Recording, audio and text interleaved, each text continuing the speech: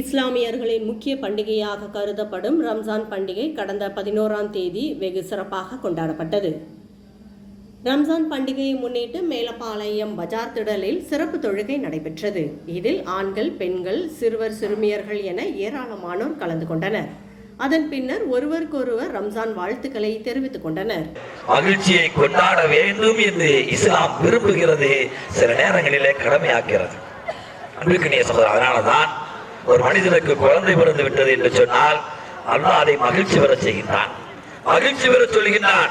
அதன் விளைவாக தான் அகீகா ஆடறுத்து உறவுகளுக்கு, நண்பர்களுக்கு அதனை விருந்தோம்பல் செய்து அந்த மகிழ்ச்சியை கொண்டாட வேண்டும் என்று அல்லாஹ் விரும்புகின்றான்.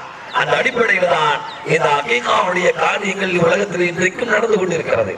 அவன் குழந்தை பேர் என்பது சாதாரணமான பாக்கியம் அல்ல, அது ஒரு மகத்தான பாக்கியம்.